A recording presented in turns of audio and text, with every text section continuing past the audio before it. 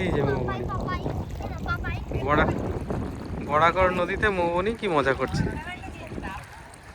মৌবনির মা পোজ দিয়ে বসে আছে ছবি তোলার জন্য।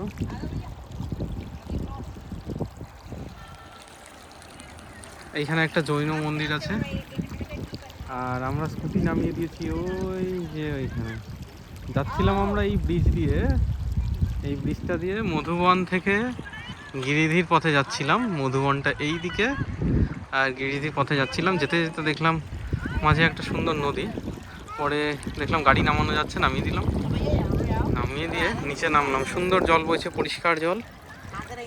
আর মৌবনি খুব মজা করছে এখানে।